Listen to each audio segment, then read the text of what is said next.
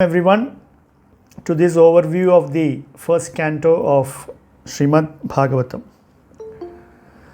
Om Namo Bhagavate Vasudevaya. Om Namo Bhagavate Vasudevaya. Om Namo Bhagavate Vasudevaya.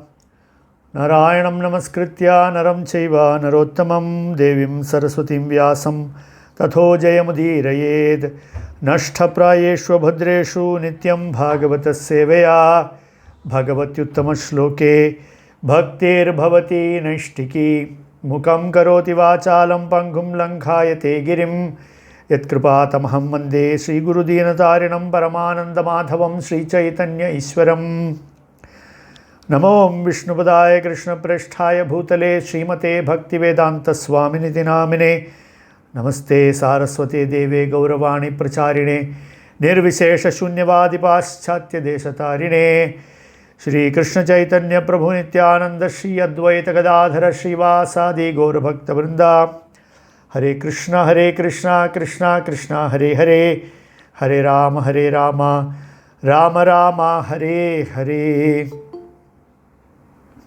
So, we are discussing this wonderful subject matter called the Srimad Bhagavatam.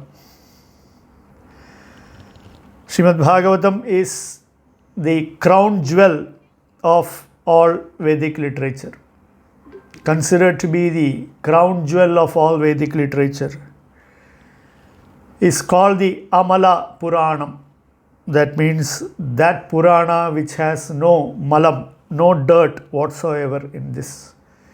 Because the subject matter of Srimad Bhagavatam is Param Purusha Bhagavan Shri Krishna and his Bhakta and the subject of Bhakti. So, we have seen all these things in our introductory session. So, Srimad Bhagavatam is glorified as Madega Bandho Matsangin Madguro Man Mahadhana Man Nistaraga Madbhagya Madananda Namostute. O Srimad Bhagavatam, my only friend, my only companion, my teacher, my great wealth, my deliverer, my good fortune, my bliss, I offer my respectful obeisances unto you. The Srimad Bhagavatam has 12 cantos, and the 12 cantos are representing the different limbs of the transcendental body of the Supreme Lord. And there is a mention in the Padma Purana about this. That is, Padau Yadiyau Prathamau Dvitiyau Tritiya Turyau Kathitau Yaduru Nabhistada Panjama Eva Shashtho Bhujantaram Dor Yugalam Tadhanyau Kanthasturajan Navamo Yadiyo Mukharavindam Dashama Prafullam Ekadasho Yasya Lalatapattam Siropi Dudvadasha Eva Bhati Tamadidevam Karunanidhanam Tamalavarnam Sahitavataram Apara Samsara Samudra Setum Bhajamahe Bhagavata Swarupam. So, the Swarupa of the Srimad Bhagavatam is explained like this in the Padma Purana. That is, the first and second cantos of the Bhagavatam are Sri Krishna's lotus feet. The third and fourth cantos are his thighs. The fifth canto is his navel. The sixth canto is his chest. The seventh and eighth cantos are his arms. The ninth canto is his throat. The 10th canto is his beautiful lotus face. The 11th canto is his forehead. The 12th canto is his head. I bow down to that head, the ocean of mercy, whose color is like that of a tamala tree and who appears in this world for the welfare of all. I worship him as the bridge for crossing the unfathomable ocean of material existence. Bhajamahe Bhagavata Swarupam. For what? Apara Samsara Samudra Setum. The Bhagavatam has appeared as his very self. That is, Lord Sri Krishna in Kali Yuga has appeared as the Srimad Bhagavatam. This will be discussed in the Srimad Bhagavatam itself. And Srimad Bhagavatam also has another great impact about which our founder Acharya Srila Prabhupada speaks about. Tadvag visargo janata viplavo yasmin pratishlokam abhadvatyapi namanyanantasya yashon kitani yat shrinvanti gayanti grinanti sadhavaha. This is also from the first canto of the Srimad Bhagavatam, where it says that, on the other hand, that literature which is full of descriptions of the transcendental glories of the name, fame, forms, pastimes, etc. of the unlimited Supreme Lord is a different creation, full of transcendental words, directed toward bringing a revolution, Janatagha Viplavo, in the impious lives of the world's misdirected civilization. Such transcendental literatures, even though imperfectly composed, are heard, sung, shrinvanti, gayanti, grinanti, sadhavaha, are heard, sung and accepted by purified men who are thoroughly honest. So the Srimad Bhagavatam is meant to bring about a revolution. It is expected to bring about a revolution in the lives of ordinary human beings. That is the great role that Srimad Bhagavatam is actually playing in the society, especially in this Kali Yuga. When we look at the Srimad Bhagavatam first canto in a glance, the first canto has a total of 19 chapters. And the first 3 chapters, that is the first 3 chapters of the first canto of the Srimad Bhagavatam, is questions asked by the sages of Naimisharanya, headed by Shaunaka Rishi. The questions are asked by rishis headed by Shaunaka Rishi to Suta Rishi, Suta Goswami, who is the speaker. So, the first 3 chapters discusses 6 questions put up by the rishis of Naimisharanya to Suta Maharshi and his answers to them.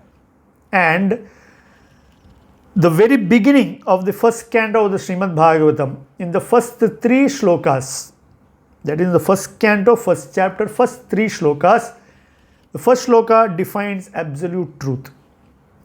Second shloka speaks about the glories of the Srimad Bhagavatam. And the third shloka is inviting the entire humanity to taste the sweetness of Bhagavatam. And then, as I said, the 6 questions raised by the rishis of Naimisharanya. And those 6 questions are: question number 1, what is the highest good of all? What is the highest good? Question number 1. Question number 2, what is the essence of all scriptures? Okay, that's question number 2. Question number 3, what is the purpose of Krishna's appearance? Purpose of Krishna's appearance. Question number 4 pertains to Purusha avatars. The Shaunakadis are asking Suta to explain about the Purusha avatars. Question number 5, they ask about the Leela avatars of the Supreme Lord. Question number 5. Question number 6 is, where did Dharma take Ashraya after Krishna went back to his Swadhama? That is, after Krishna went back to his own abode after completion of his Leelas, where did Dharma take shelter? So, these are the 6 questions by the sages headed by Shaunaka Rishi to Suta Maharshi. And in very short terms, we will also discuss the answers to these 6 questions. The first question was, what is the highest good? And Suta Maharshi replies, The highest good is to develop love of God through bhakti. This is also discussed in the, as I said, first 3 chapters are discussing these questions and answers. Apart from the first 3 shlokas, and in between there are shlokas which speak about the Lord's names, bhakti, etc., etc. But the main subject matter is the 6 questions. And first question, what is highest good? The answer is that to develop love of God through bhakti. Question number 2, what is the essence of all scriptures? Sarva Shastra Sar. What is it? Bhakti. Devotional service is the answer to the question as to what is the essence of all scriptures. Then the third question was, what is the purpose of Lord Krishna's appearance? And the answer given is to reclaim the people in the mode of goodness. All those people who are in the mode of goodness, to reclaim them, Krishna appears.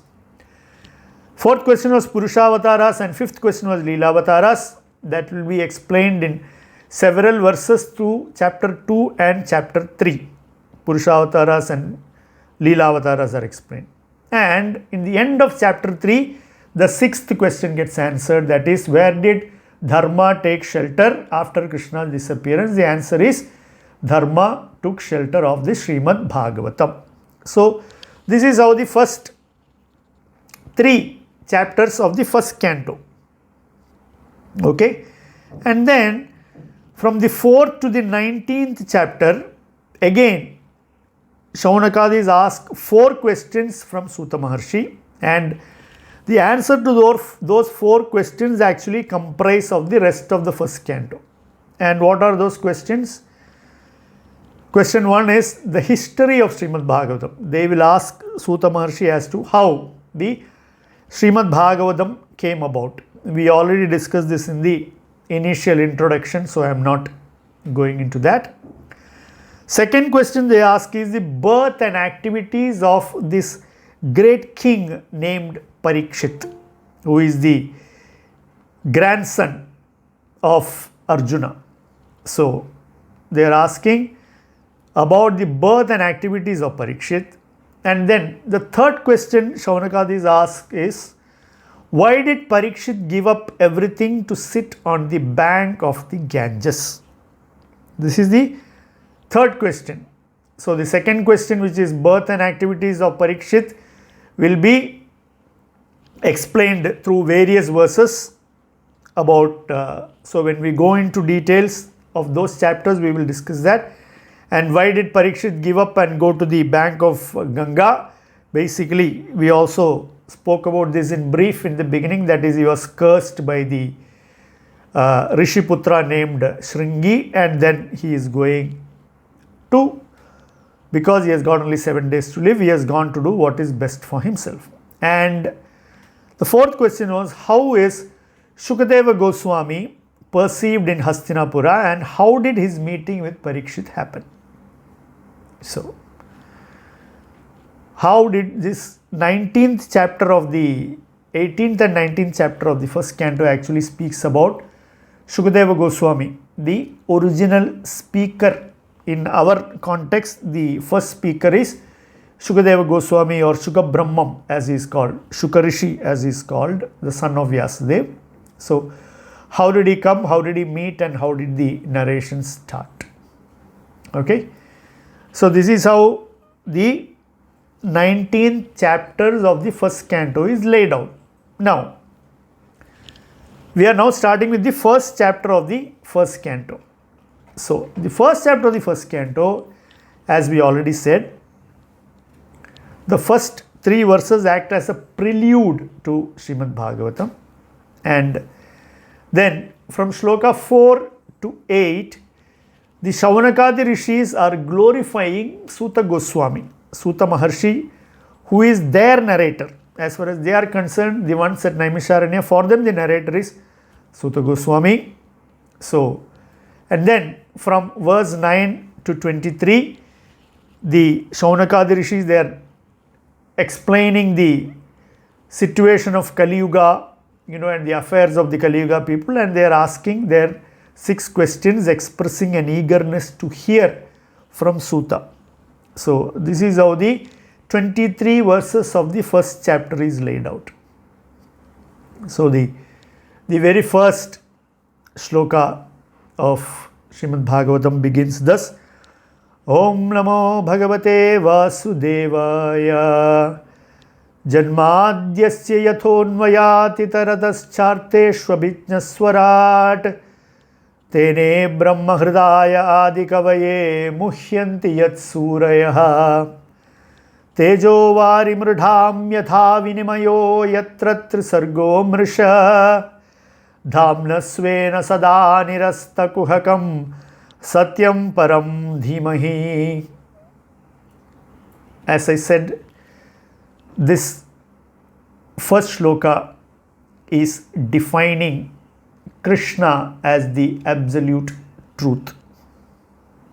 Krishna as the absolute truth, because it begins by saying Om Namo Bhagavate Vasudevaya. It is directly indicating Vasudeva, Krishna, who is the son of Vasudeva and Devaki. So, Vyasa Maharshi in the very beginning itself is giving this understanding to everyone that the absolute truth is none other than Vasudeva, son of Vasudeva and Devaki, Krishna himself. And he is now explaining that further in the very first shloka. Janmadyasya yato, meaning the primeval cause of all causes of creation, maintenance and destruction of the manifested universes. Janma Adi means Janma, Mrityu, Jara, Vyadhi, creation, destruction, all things put together. That is why Janma Adi. So, he is the cause of all creation, cause of all creations. Brahma explains this in his Brahma Samhita as Ishvara Paramakrishna Satchidananda Vigraha Anadir Adir Govinda Sarvakarana Karanam. That Sarvakarana Karanam is explained by Vyasadeva also in the very first verse, the very first part of the first shloka. Continues, Anvayat Itarataha Chartheshu Abhignya Swarat. Anvayat Itarataha Cha Artheshu Abhignya. Directly and indirectly. Anvayat Itarataha. Directly and indirectly. Abhignya. Knowing, conscious of. Cha Artheshu. All the manifestations.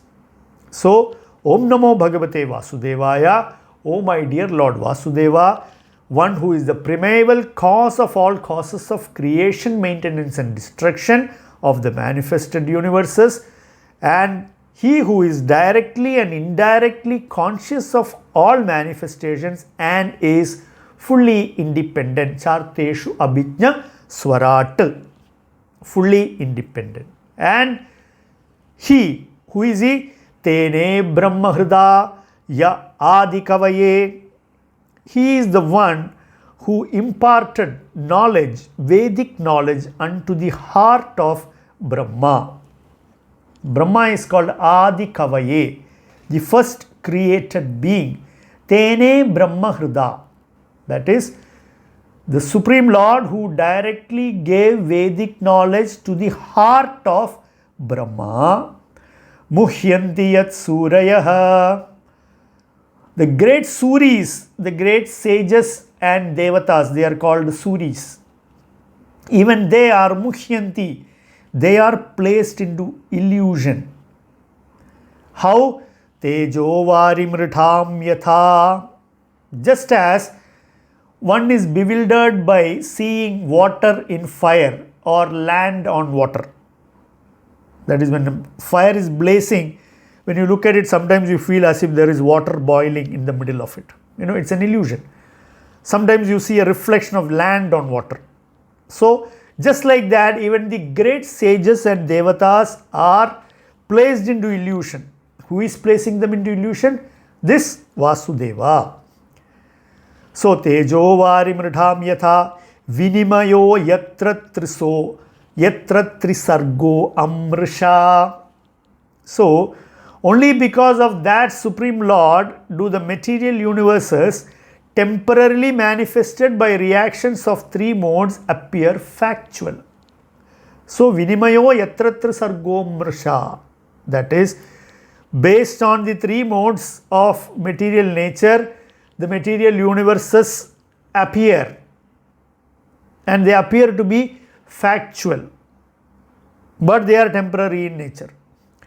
Dhamnasvena sada nirastakuhakam, and that Supreme Person who is eternally sada, existent in the transcendental abode, Dhamnasvena nirastakuhakam, it is forever free from illusion. So that Supreme Lord, He is eternally existent in His own transcendental abode, always free from illusion.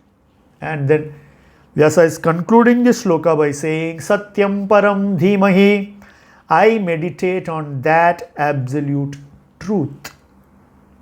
So, this first verse of the Srimad Bhagavatam is actually talking about that Paratattva, the supreme truth. In Bhagavad Gita, chapter 7, Krishna speaks, Matta parataram na anyat kinjit asti dhananjaya mai sarvamidam protam sutre manigana iva. So, that Matta parataram na anyat, Krishna there speaks about Matta parataram, above me na anyat, nothing is there. So, that parataram, that paratattvam has been explained by Vyasadeva directly in the first verse of the Srimad Bhagavatam, and he is also using the two very important words called Abhijna and Swarat, which actually cannot be attributed to anybody other than the Supreme Lord. Abhijna means fully, totally, completely conscious, and Swarat means totally independent. So, He is that Supreme Person who is the Supreme Consciousness. He is that Supreme Person who is supremely and completely independent. Everything else is dependent on Him. Who? On that Supreme Lord. So, this is how the Srimad Bhagavatam starts. And this verse actually starts with Janmadyasya Yatha. And this Janmadyasya Yatha is actually the second of the Brahma Sutras. That is why in the introduction we spoke about Bhashyayam Brahma Sutranam.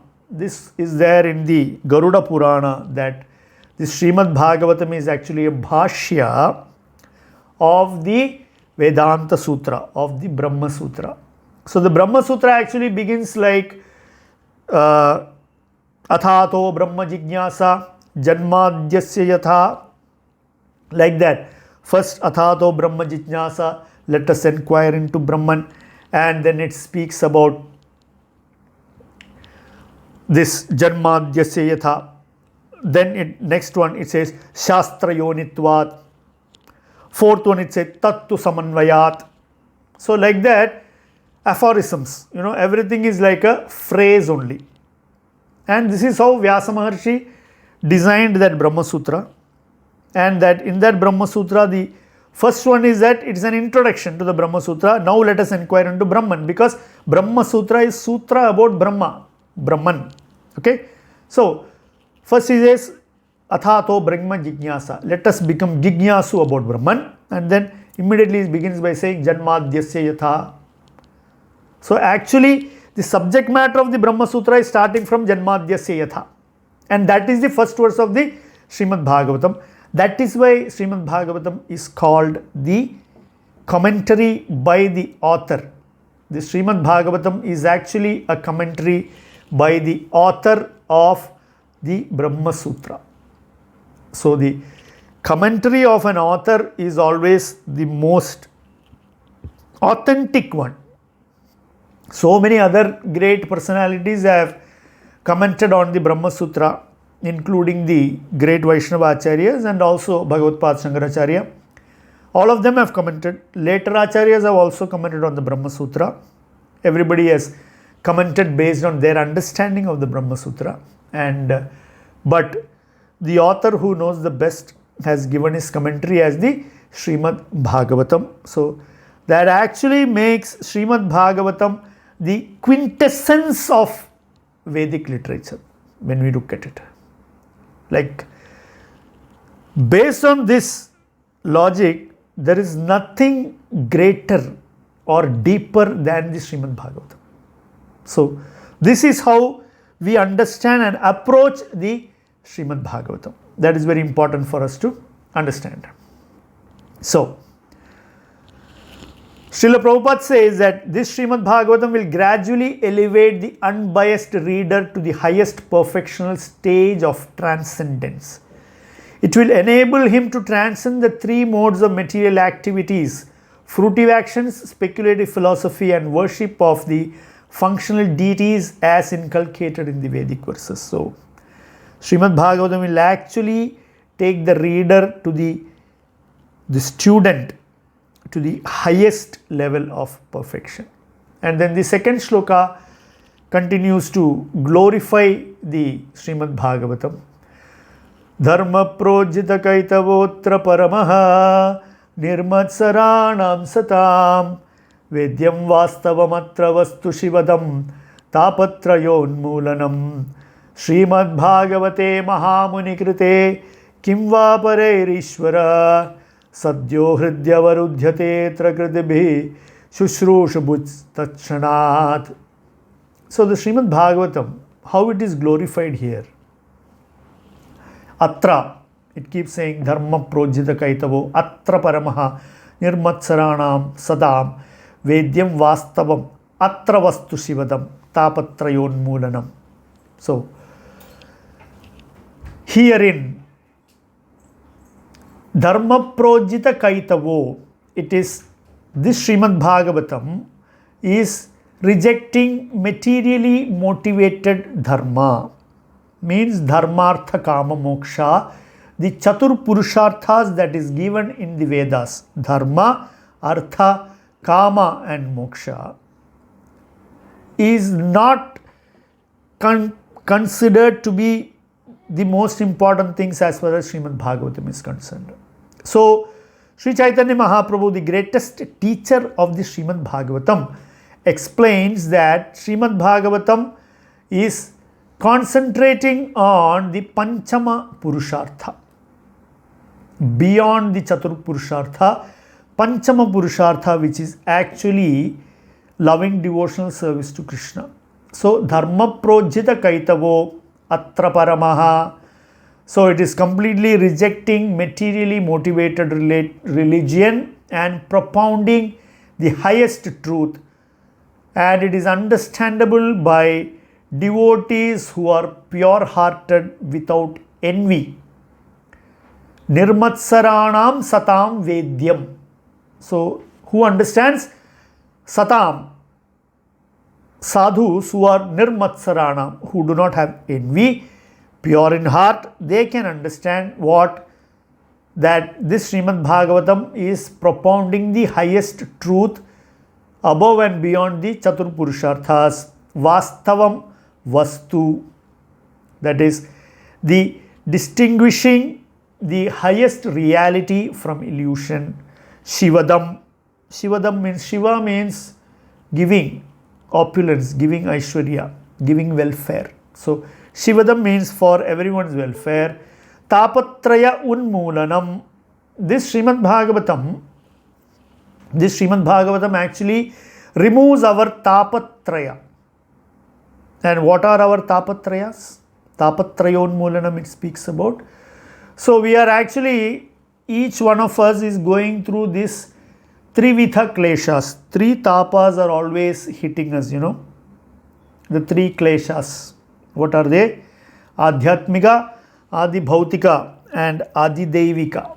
So, miseries that we give to ourselves, miseries that are given to us by other living entities, and miseries that are given to us by higher living entities. So, any which way, Srimad Bhagavatam will remove, uproot Tapatraya Unmulanam. You see, you can cut off weeds, but they will grow again.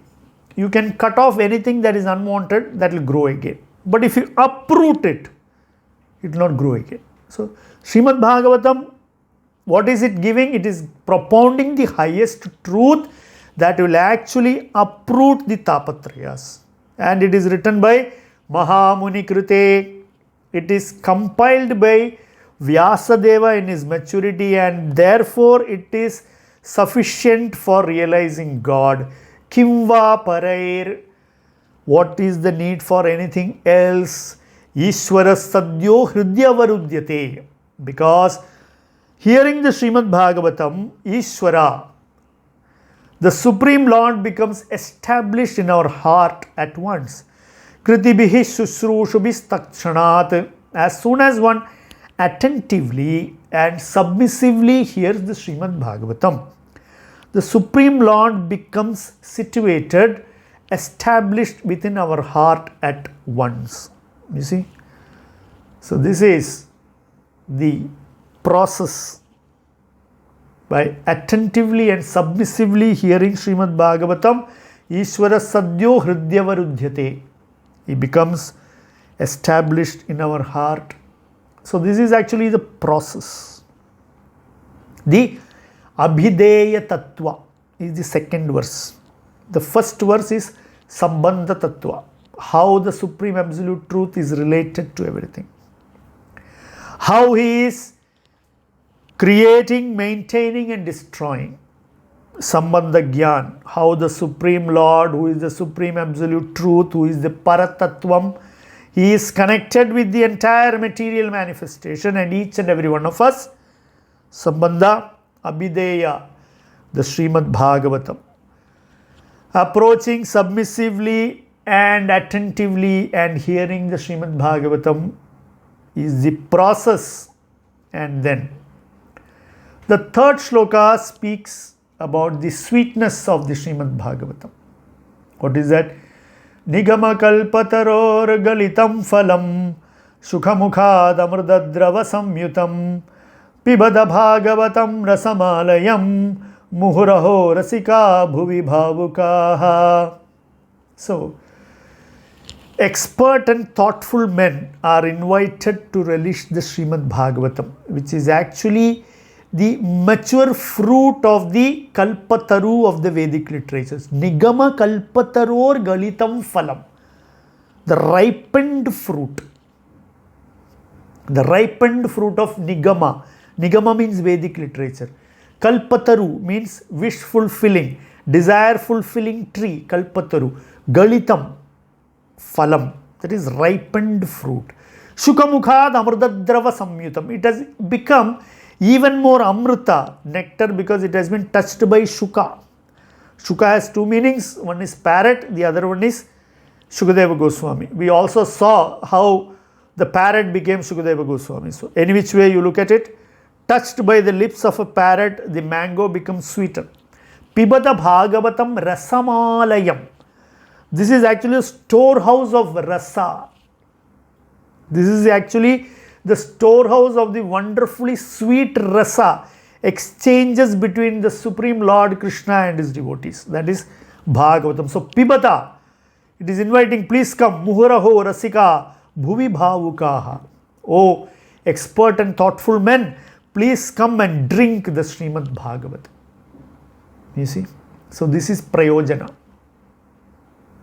Sambandha, Abhideya and Prayojana discussed in the first 3 verses of the Srimad Bhagavatam. And then the next few verses are basically setting the scene for the sages to start inquiring from Suta Goswami, Suta Maharshi. Directly now we jump the first 3 shlokas glorifying the Srimad Bhagavatam, and then we are jumping to the narration. This is again Purana structure, so this is how things will be. Better we get used to it. So from the 4th shloka, now we are moving to Naimisharanya. Naimisharanya is a very great pilgrimage site. Even today there is Naimisharanya is there. I am sure many devotees may have visited there. If not, it is definitely a place worth visiting for all of us. So what happens in Naimisharanya? Naimishe nimishakshetre rishaya shaunakadaya satram swargaya lokaya sahasra samamasata. Once in Naimisharanya, the great sages headed by Shaunaka Rishi, Naimise nimishakshetre rishaya shaunakadaya satram swargaya lokaya sahasra samamatataha. That is, they assembled together to perform a sahasra, 1000-year satram. So they decided to have a satram. That means this satram or this sacrifice, this yajna is an yajna where Srimad Bhagavatam is discussed. So this is actually what took place in Naimisharanya for 1000 years, is actually the first Bhagavata Satram. Many of you may have heard this word Bhagavata Satram, no? So the original Satram happened in where? Naimisharanya. Who were the listeners? Thousands of rishis headed by Shaunaka. Who was the speaker? Suta Maharshi. And after performing all their morning Sandhya Vandana and Brahma Yajnam and other things, the Brahmanas gathered together there. They offered the Vyasasana to Suta Maharshi, and they start to inquire from Suta Maharshi with great respect. And they glorify Suta Goswami, the speaker, because we must understand that the speaker is of great importance for the listener. Avaishnava mukhodgirnam putam harikatamritam. It will become pious, also will become visha. It is said that, if you listen from an Avaishnava, the Harikatamritam, which is like a pious, okay, not the English pious Sanskrit, okay. So that payasa, that will also become like visha if you hear from a Avaishnava. So it is very important that we listen from the right person.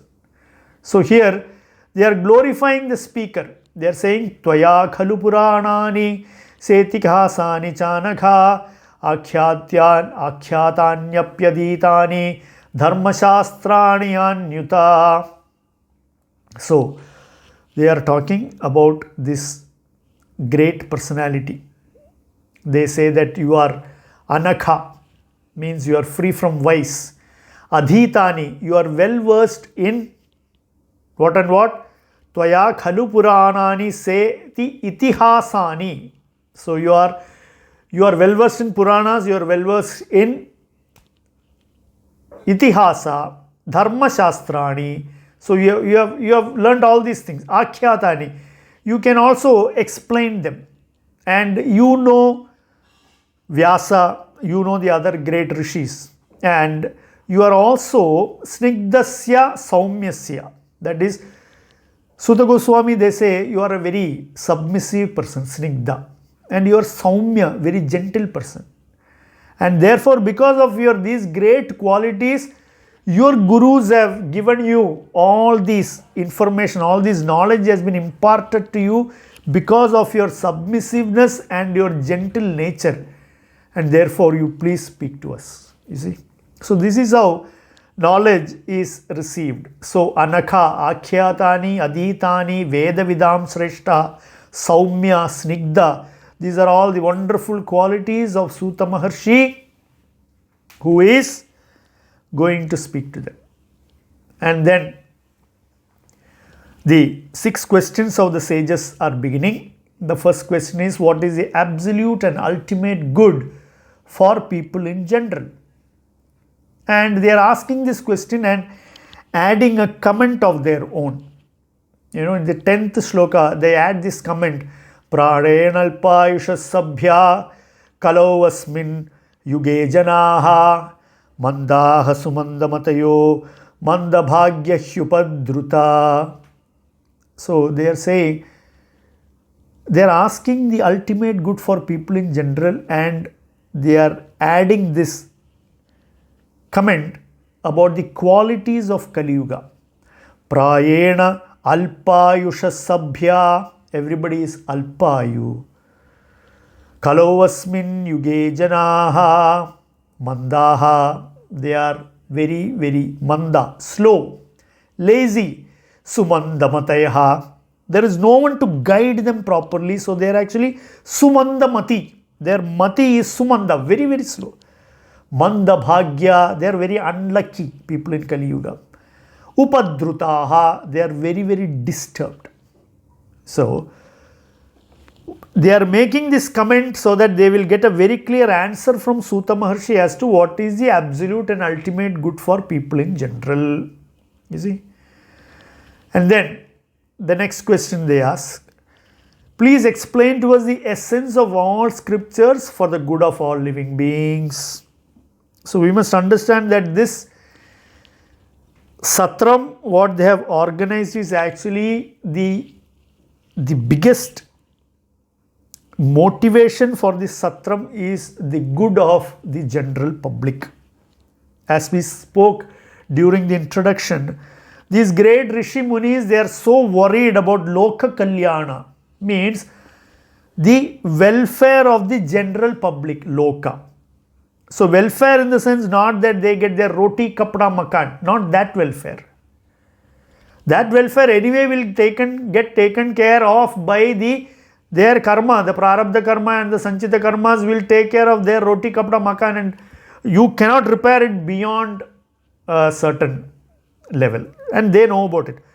But what is the ultimate good and how these people are suffering because of this Kali Yuga? So to find solutions for that, they are planning, and they started this 1000 year Satram to discuss. Why? By this discussion, so many good things will come out for the people of Kali Yuga. That is the whole idea. This is actually called Paropakara. You see? Like Chaitanya Mahaprabhu taught us that whoever has taken birth in the Bharatavarsha, knowing all these things, should do the Kara Para Upakara. Everybody must do this Paropakar of sharing Harikatha with everybody else. So the sages in Naimisharanya are actually a glowing example of Paropakaris. So they are saying, the second question also they have raised, please explain to us the essence of all scriptures for the good of all living beings. And then they are asking the next question. Suta janasi bhadram te bhagavan satvatam patihi devakyam vasudevasya jato yasya chikirshaya. You see, they are very eager not only to give solution to the public, general public. They are also eager to hear about the Lord's appearance in the womb of Devaki. Bhagavan Satvatam Patihi. They are asking, Bhagavan Satvatam Patihi Devakyam Vasudevasya Jato Yasya Chikirshaya. Hey Suta, you know all these things. All this knowledge is safe with you. We know. So Suta Janasi Bhadram Te, you know. So please, the Satvatam Pati, the Lord of the Satvata. Satvata is one of the dynasties that is actually previous to, into that dynasty Lord Krishna appeared. So Satvatam Pati. So into the Satvata dynasty, the Supreme Lord appeared and became the Satvatam Pati. And they are asking, please also tell us the reason for the Lord's appearance. You see, because sages are always eager to hear Krishna Katha. This is what actually makes one a sadhu. You know, Bhaktivinoda Thakur in Harinam Chintamani, he speaks about the Mukhya Lakshana of a sadhu. And while discussing so many Lakshanas of a sadhu, he says the Mukhya Lakshana is that he is completely surrendered to Krishna. He is completely surrendered to Bhagavan. So sadhu means, as he is completely surrendered to Krishna, His whole life, everything that he does, the aim is to know about Lord Krishna. Okay? And then they continue to speak. They add their comment. Apanna samsmritim ghoram yannama vivasho granan tatas sadyo vimuchyeta yad bibedi swayam bhayam. They are now talking about the glories of the holy name of Krishna. They are saying, living beings who are entangled in the complicated meshes of birth and death can be freed immediately by even unconsciously chanting the holy name of Krishna, which is feared by fear itself. Yad bibeti swayam bhayam. That is, bhaya, fear personified, is afraid of who? Krishna. So, apanna samsritim ghoram yannama vivasho granan. So, simply by even unconsciously chanting Krishna's name, we will become free from this tied up situation of Janana Marana Chakra. And they continue to glorify the devotees. They say, Yatpada Samsraya Suta Munaya Prashamayanaha Sadhya Punanti Upaprishta Swardhunyapo Nusevaya. They are saying, the bhaktas, Yatpada Samsraya Suta Munaya. So those great devotees of the Lord, actually anybody who comes into touch with them, they become purified immediately.